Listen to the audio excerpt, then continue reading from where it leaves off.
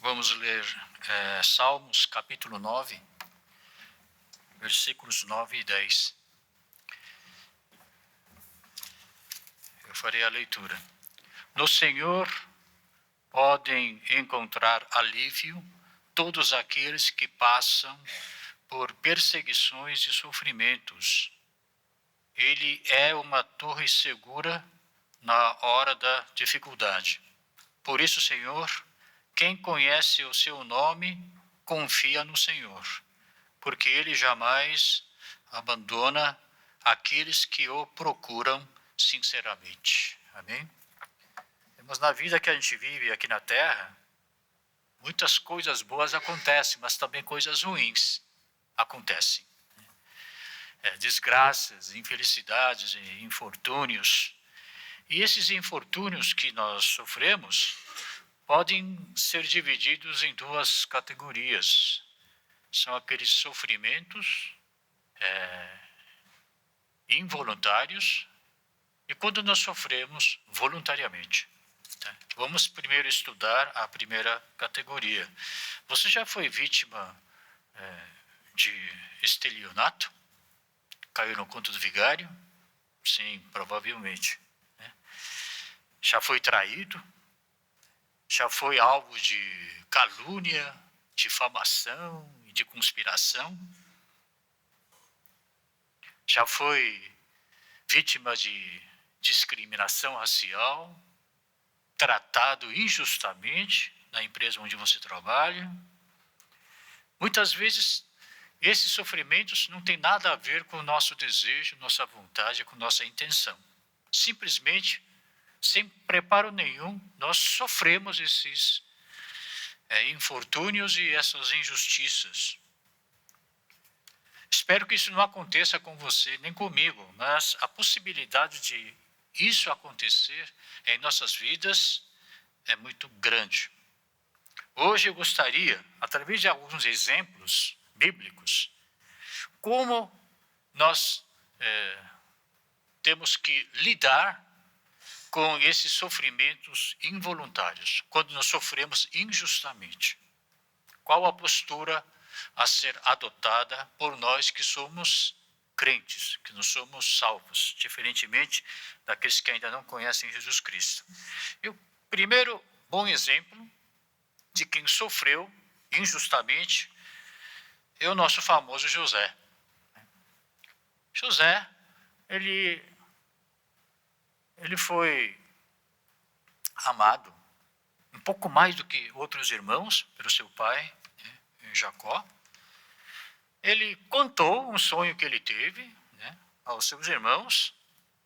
Fora disso, ele não tem cometido grande pecado, nem erro, nem falha, a ponto de ser tão odiado pelos seus irmãos.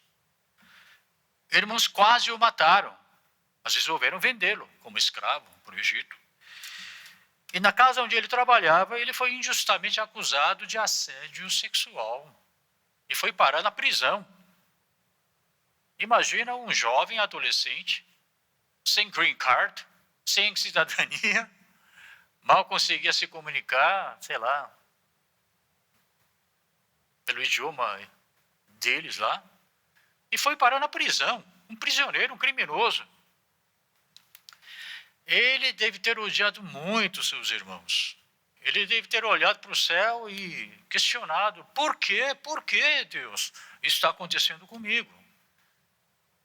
O segundo caso é o Davi, também um jovem, herói nacional, porque ele derrotou o gigante de Golias, o filisteu. Ele foi fiel ao seu rei, Saul. No entanto, ele foi alvo de ciúme e inveja do próprio rei, de modo que ele foi insistentemente perseguido pelo rei Saul. Ele sofreu injustamente, sem ter cometido nenhum grande erro. Não foi arrogante. Ele, aliás, era muito fiel ao seu rei. O terceiro caso seria Jesus Cristo, mas eu não vou gastar minha saliva falando a respeito dele, que todos nos conhecemos. E um homem nazareno, sem pecado nenhum, foi alvo de difamação e conspiração e foi crucificado. Agora, existe algum denominador comum, alguma característica em comum entre José, Davi e Jesus Nazareno? Existe. O denominador comum é que Deus estava com eles. E eles sabiam que Deus estava com eles. E eles creram nesse fato até o fim. José, por exemplo, a Bíblia fala que Deus estava com ele. Claro que Deus estava com ele, senão ele não teria se tornado o primeiro-ministro do Egito. Não, mas que Deus estava com ele, é um versículo que se repete no livro de Gênesis, capítulo 39. 39 é um capítulo que ainda descreve José trabalhando na casa de Potifar, onde ele foi injustamente acusado. Somente no capítulo 41 é que José se torna o primeiro-ministro do Egito. Portanto, muito antes dele se tornar primeiro-ministro, um homem bem-sucedido na vida, já no capítulo 39, quando ele estava passando por aquela injustiça toda, foi levado à prisão, a Bíblia diz que Deus estava com ele, não apenas uma vez, mas 4 vezes no mesmo capítulo. Então, 39:2, dá uma olhadinha, diz que o Senhor estava com ele, e ele tornou-se próspero.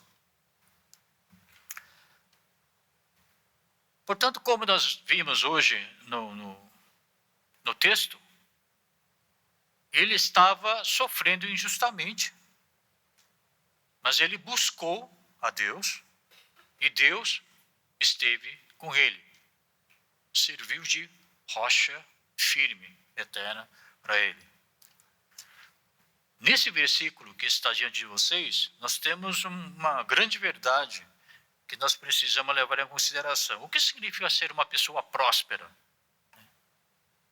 Se José foi vendido pelos irmãos, ele foi traído pelos seus irmãos, ele foi injustamente acusado de assédio sexual e foi parar na prisão, e o próprio capítulo 39 diz que Deus estava com ele 4 vezes, uma coisa não bate com a outra. Se a gente for olhar apenas as situações em que ele se encontrava, ele jamais poderia ser considerado uma pessoa próspera. É uma pessoa azarada. Mas a Bíblia diz que ele se tornou um homem próspero. Por quê? O próprio versículo nos responde: porque Deus estava com ele. Porque Deus estava com ele, ele se tornou um indivíduo próspero, apesar das situações adversas, injustas em que ele se encontrava. Portanto, segundo a Bíblia, a definição do homem próspero é um pouco diferente da definição do sucesso que o mundo reconhece. Mesmo que as coisas não saem como a gente espera, o homem próspero não é aquele que deixa de sofrer injustamente. Ao contrário, mesmo sofrendo injustamente, se Deus está com ele, ele é considerado como um homem próspero. E José sabia disso, pois ele aguentou, aturou a situação. E ele sabia que tudo que estava acontecendo naquele momento, apesar de ele não saber exatamente porquê das coisas, ele tinha aquela fé de que tudo isso estava dentro da providência de Deus. Agora, você também já foi vítima de injustiça? Provavelmente sim. Quando você sofre injustamente alguma desgraça, algum infortúnio, as pessoas em volta, na verdade, sentem prazer ao ver você passar por dificuldades, porque essa é a natureza humana. Pessoas chamam você de azarado, sem sorte. Mas eu digo para vocês, mesmo que você sofra injustamente, você não é um homem azarado, você não é uma mulher azarada, sem sorte. Por quê? Nós sabemos que aquele mesmo Deus que esteve com José também está com você. Também está comigo. Portanto, você precisa ter coragem e audácia de declarar que eu sou um homem próspero. Eu sou uma mulher próspera, apesar das injustiças que estou sofrendo agora. Por quê? Porque Deus está comigo. Deus não foi Deus não somente para José, mas ele também é Deus para mim e para você. Assim, Davi também era uma pessoa próspera. Sabe por quê? Mais uma vez, porque Deus estava com Davi. O Senhor estava com ele. Repetidamente, esta frase aparece ao longo dos 2 livros.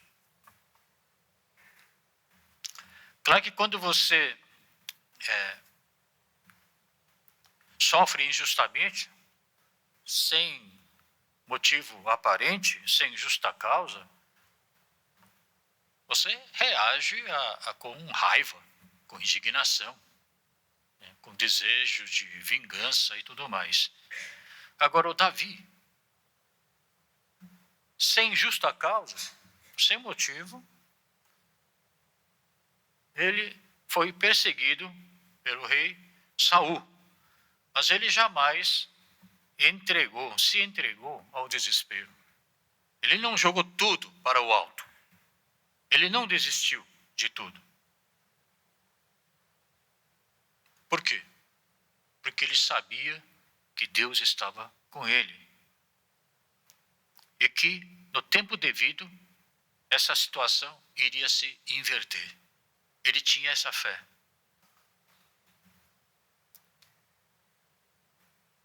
Quando você sofre injustamente, é para você buscar a Deus. Senhor, o Senhor sabe da minha inocência. Eu não posso abrir meu peito e mostrar o coração para as pessoas. Mas o Senhor sabe, o Senhor vê meu interior, meu coração. O Senhor sabe da minha boa intenção, o Senhor sabe da minha sinceridade. Esse tipo de confissão serviria como uma forma de proteger a nossa fé diante das dificuldades injustas.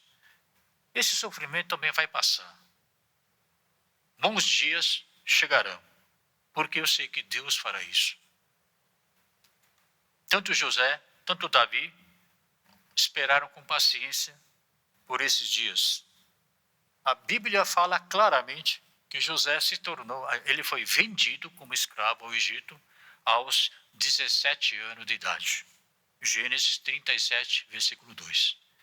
A Bíblia declara claramente que ele se tornou primeiro-ministro aos 30 anos. Gênesis 41, 46. De 17 até 30 são 13 anos. José sofreu injustamente durante 13 anos. Ele passou uma boa parte da sua juventude na prisão. Por quanto tempo Davi fugiu da perseguição do rei Saul? A Bíblia não fala claramente, mas segundo estudiosos, ele deve ter perambulado pelas 15 cidades ou regiões diferentes durante 7 a 10 anos. 10 anos, 13 anos, não foi um período curto. Mas pelo menos, após todo esse sofrimento, eles não morreram. E Jesus? Não é questão de 10, 13 anos. Jesus foi punido injustamente. Chegou ao ponto de morrer na cruz.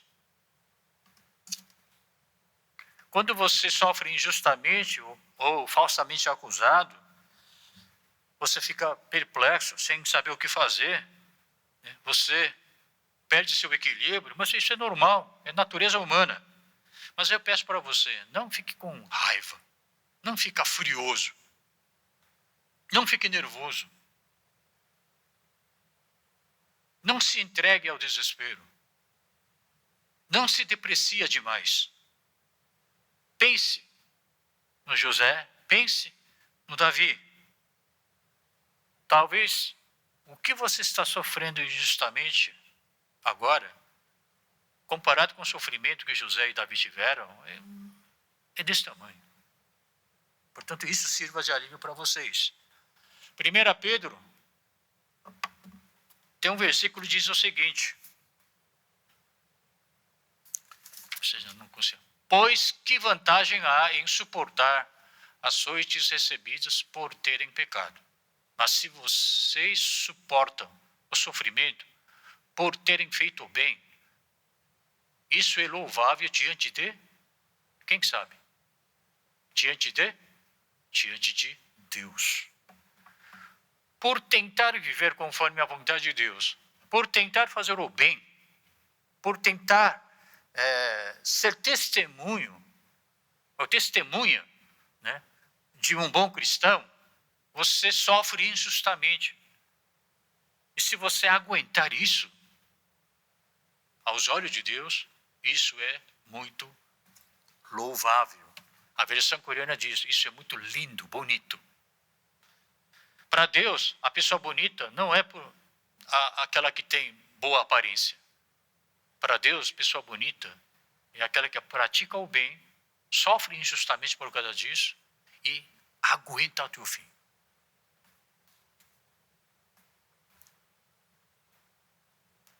Que suportam. José podia muito bem, ele, por conta própria, se vingar daqueles que o prejudicaram. Mas José fez questão de entregar tudo isso nas mãos de Deus. Quando você também sofre injustamente, você precisa entregar toda a sua raiva, toda a sua indignação para o Senhor. E o que isso significa? Em primeiro lugar, não é para você reprimir, suprimir as emoções que estão tomando conta do seu coração naquele momento. Está com raiva? Está com indignação? Está com aquele desejo de vingança, de fazer a justiça com suas próprias mãos? Então leva tudo isso ao Senhor. Senhor, estou com vontade de matar aquele cara. Eu não sei por que isso está acontecendo comigo. Está com uma raiva. Expressa suas emoções ao nosso Senhor. José provavelmente deve ter feito isso também, quando ele estava preso. Davi com certeza fez. Sabe por quê? Porque ele escreveu. Ele disse, derramo diante dele o meu lamento. A ele apresento a minha angústia. Então ele lamentou, ele demonstrou sua lamentação, sua angústia, sua indignação, sua raiva, que ele estava furioso, querendo se vingar com suas próprias mãos, mas ele entregou tudo isso, não às pessoas, mas para quem? Diante dele, ao Senhor, a Deus. Ele buscou ao Senhor, conforme meu texto de hoje. E o que é oração, irmão? Oração é nada mais, nada menos que buscar a Deus, é conversar com Ele. Segunda coisa que você deve fazer é você desistir de se vingar dele ou dela pessoalmente e entregar a vingança nas mãos de Deus.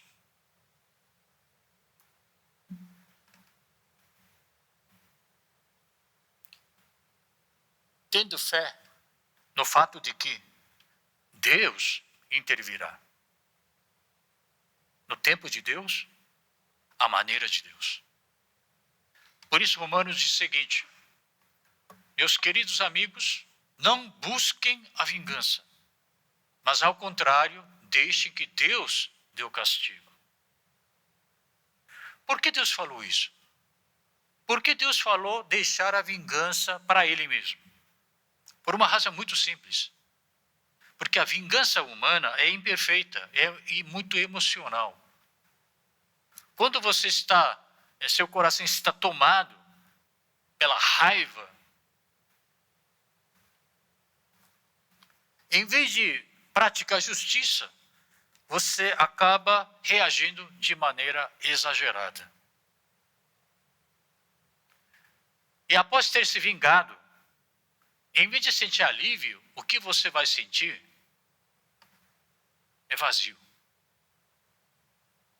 Frustração e sentimento de culpa. Definitivamente, a vingança não serve para o bem-estar espiritual dos seres humanos. Foi assim que Deus nos projetou. Foi assim que Deus nos criou. A vingança, em vez de trazer cura, abre mais ainda a ferida. A vingança tem efeito bumerangue. A dor que você causou à pessoa volta para você. Por isso Deus falou para nós: deixa a vingança comigo. Ele falou isso para nós pelo nosso próprio bem. Porque Ele não quer que a gente se machuque mais ainda do que já machucou. Ao contrário, nosso Deus é perfeito. O julgamento dele é 100% correto. Ele sabe pesar a gravidade, a leveza do mal, do bem. O julgamento dele é perfeito, sem defeito. Portanto, querer se vingar, resolver por conta própria, irmãos, deixa para Deus, porque vingança é uma atribuição exclusiva de Deus. Deixa que Ele faça. Se você está com desejo de se vingar, né, de alguém, ouça a voz de Deus. Irmão, meu querido filho, deixa, eu resolvo, no devido tempo, na hora certa, a maneira certa. Então fica tranquilo. Aos 30 anos, José se tornou primeiro-ministro do Egito. Ele era um jovem cheio de vigor. Ele era um jovem tão, talvez, impulsivo quanto você. Não era um idoso de 70, 80, trêmulo. Nem tenho força para revidar. Não, ele era um jovem com força, vigor, com impulsividade.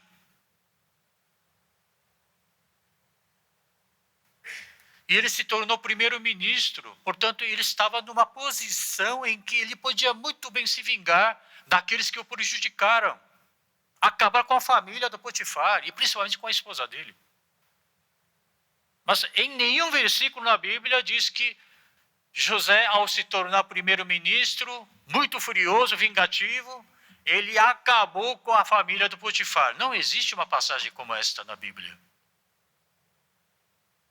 Quando ele se encontrou com os irmãos, que por sinal forneceram, eram a causa principal de toda essa desgraça pela qual José teve que passar, José não demonstrou nenhuma raiva contra eles, nem espírito vingativo. Ao contrário, buscou a reconciliação com eles. Por que isso foi possível?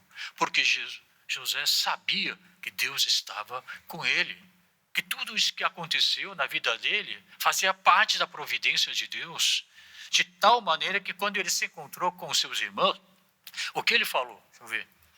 Certamente planejastes o mal contra mim. Então, José estava plenamente ciente de que ele foi injustamente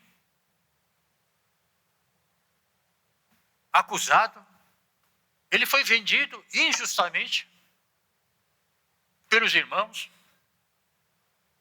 Isso demonstra que ele sofreu muito com isso ao longo dos 13 anos em que se ele encontrava na prisão. Mas, porém, Deus transformou o mal em bem.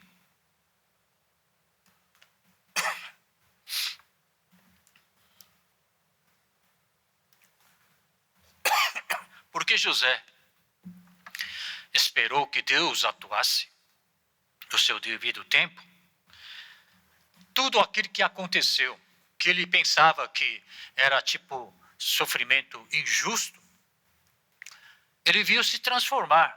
Ele viu tudo isso servir como base, como trampolim para a felicidade dele. Foi esse tipo de Deus que ele experimentou. Por isso ele pôde dar esse tipo de confissão aos seus irmãos. E o Davi? Você sabe muito bem a história de Davi, né?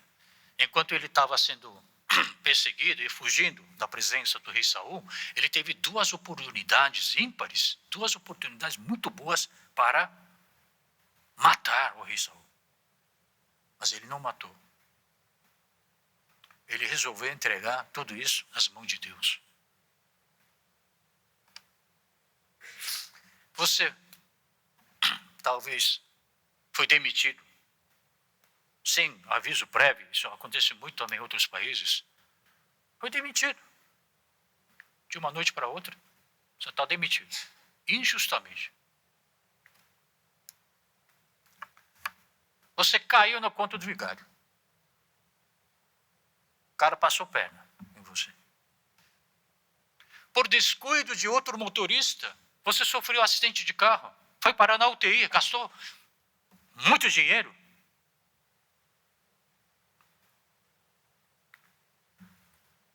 Às vezes você é vítima, mas se torna agressor. Ontem um missionário me mandou uma mensagem, dizendo, eu estava saindo da minha casa com meu carro, de repente uma moto bateu a parte dianteira do meu carro. Só que na hora que foi conversar sobre indenização, o motoqueiro disse que foi o missionário que bateu na moto dele. Já aconteceu isso com você alguma vez? Comigo já aconteceu. Injustamente a gente sofre muito nesse mundo.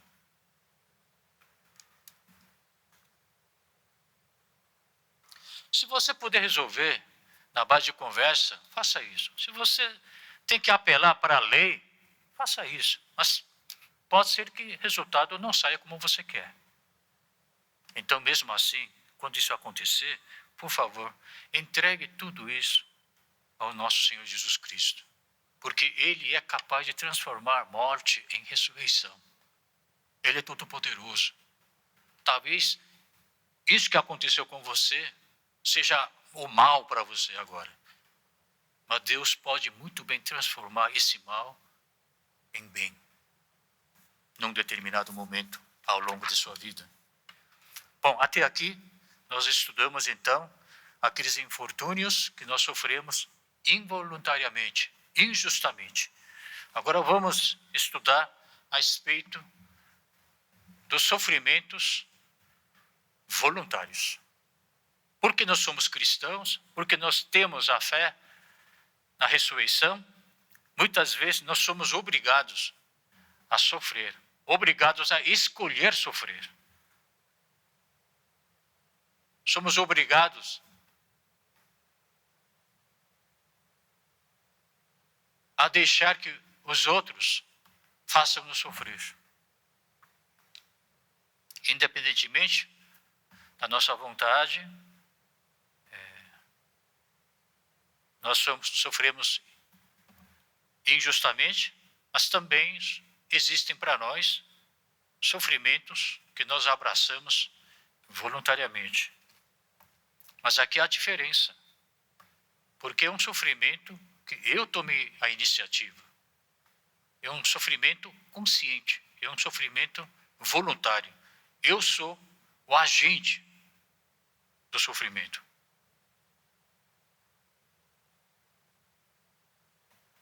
Isso traz para mim um sentimento de grandeza, porque eu fiz questão de sofrer por um bem maior, eu fiz questão de sofrer, apesar da agonia e a dor, para a paz, para salvar a minha família, para glorificar o nome de Deus. Na Bíblia existe um bom exemplo a respeito disso. 2 mulheres trouxeram um bebê recém-nascido diante do rei Salomão. E as duas alegavam que eram a mãe verdadeira. Aí rei Salomão, muito inteligentemente, diz: então divida o bebê em duas partes, e cada um leva uma parte. Uma sentença meio maluca, né? Quando essa sentença foi promulgada pelo rei Salomão, a mãe verdadeira do bebê fez questão de entregar o bebê a outra mulher que alegava ser a verdadeira mãe, que na verdade era falsa. Porque ela resolveu sofrer injustamente. Porque ela fez questão de sofrer essa injustiça. Porque ela queria salvar a vida do seu filho. Havia um motivo maior, muito mais sublime, muito mais nobre. Então, ao invés de ela tentar justificar que ela era a verdadeira mãe, ela simplesmente resolveu abrir as mãos e dizer: você leva, você leva. Porque a mãe verdadeira queria preservar a vida do filho. Isso é sofrer voluntariamente para um bem maior. Jesus falou: se alguém te ferir na face direita, ofereça-lhe também a outra face. Se alguém te processar e querer tirar de você túnica, deixe que ele leve também a capa. Se alguém o forçar a caminhar com ele 1 milha, vá com ele 2 milhas. Nós podemos sofrer esse tipo de infortúnios e injustiças em nossas próprias vidas. Nós somos cristãos, nós somos crentes. Nós precisamos reagir e nos comportar diferentemente das pessoas que ainda não conhecem Jesus Cristo. Jesus falou para não usar violência. Ele falou servir voluntariamente e assim praticar o amor cristão. Eu sei que você fez isso para me atormentar. Eu sei que você fez isso intencionalmente para me importunar. Por isso eu me sinto muito injustiçado. Mas eu vou aguentar. Eu não vou revidar. Eu vou deixar a vingança para Deus. Assim o apóstolo Paulo aturou açoites, prisão, pedrada e assim por diante. Por quê? Porque ele tinha uma missão nobre, missão muito mais sublime e maior, de evangelizar, de levar o evangelho às diferentes povos e às diferentes nações. Uma vez na igreja em Corinto, havia briga, parece que havia facções dentro da igreja. E essas duas facções entraram em conflito e levaram o caso para tribunal secular. Então, o apóstolo Paulo, vendo essa infelicidade acontecer dentro de uma igreja, ele recomenda o seguinte: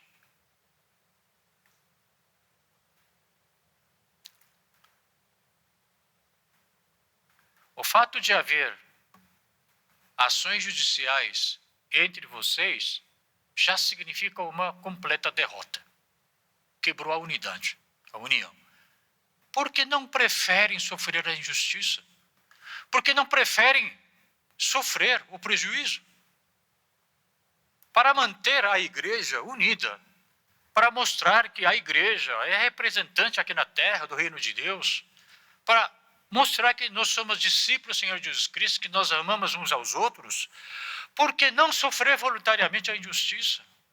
Por que não preferem sofrer voluntariamente o prejuízo? Eu sei que não é uma prática fácil, mas foi assim que Jesus recomendou, e o próprio apóstolo Paulo também admoestou os membros da igreja em Corinto. Eu sei que dói. Eu sei que você se sente injustiçado, fica com raiva, mal consegue dormir direito. Por minha própria experiência, eu também o digo. Uma vez eu recebi uma mensagem por e-mail, fazendo um ataque direto à minha pessoa. Eu fiquei pensando, o que eu fiz de errado, de tão errado, para a pessoa me a ponto de me amaldiçoar.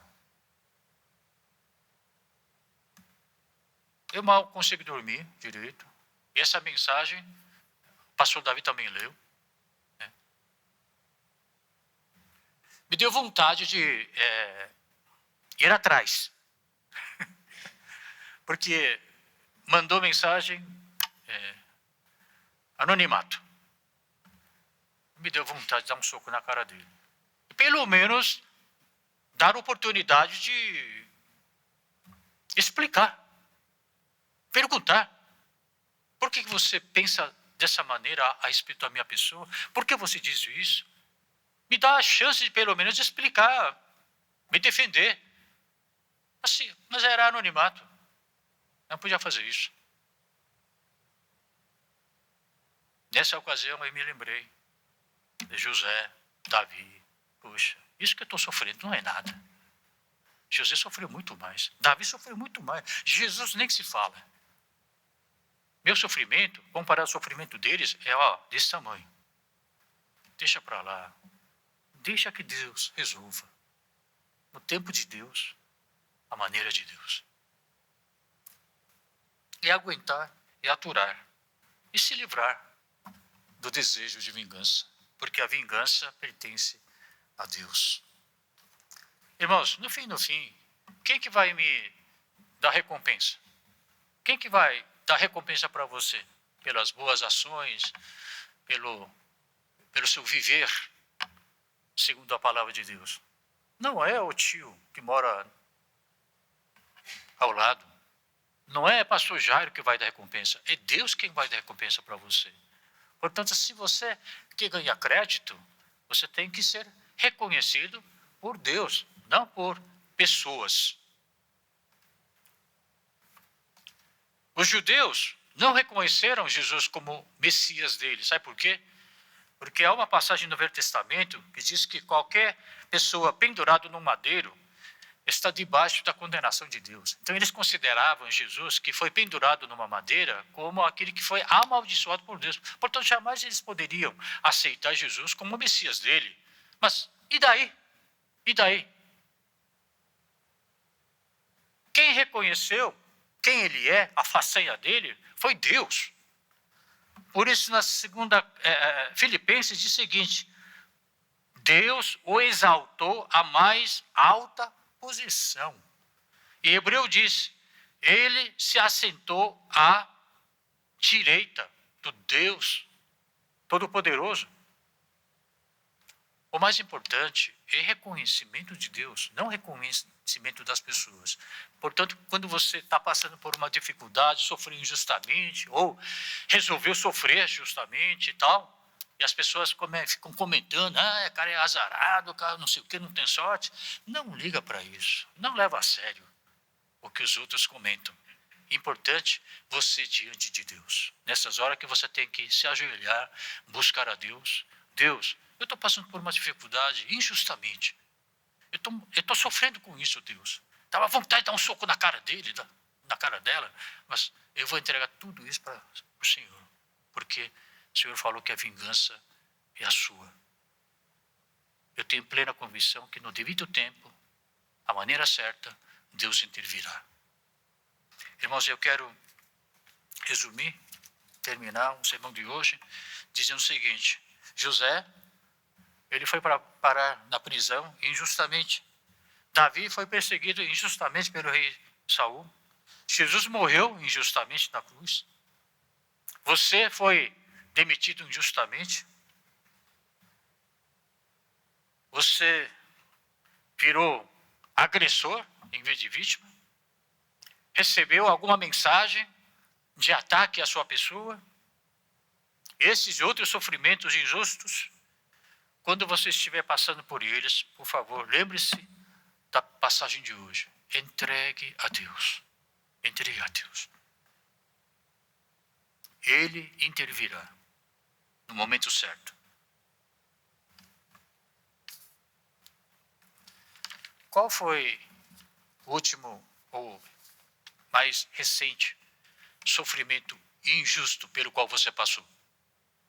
O que você fez? Como você lidou com isso?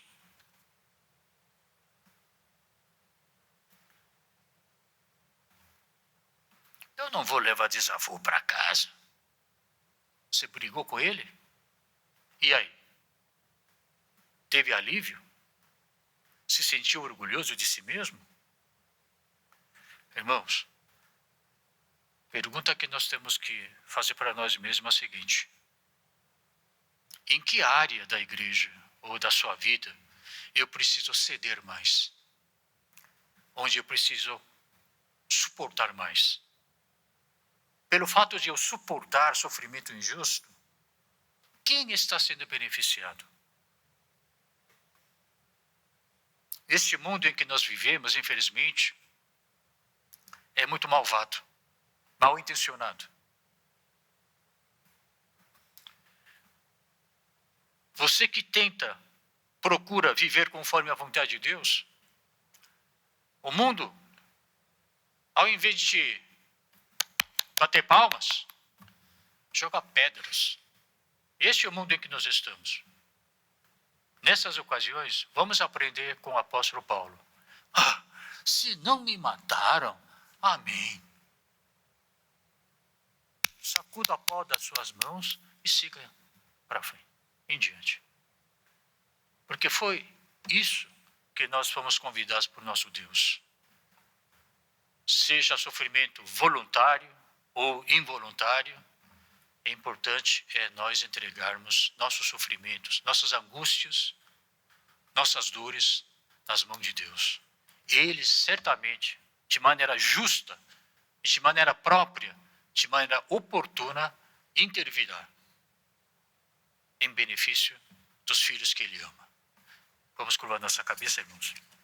Senhor Deus, quando nós estivermos sofrendo injustamente, Senhor, por favor, nos dê força e fé para que nós possamos aturar. E também dê um coração enorme para que nós possamos intencionalmente e voluntariamente abraçar sofrimentos que, por consequência, vão trazer glória ao nosso Deus Pai. Por isso, rogo neste momento que a graça do nosso Senhor Jesus Cristo, o grande amor do nosso Deus Pai e a comunhão do Santo Espírito estejam conosco agora e para sempre. Amém?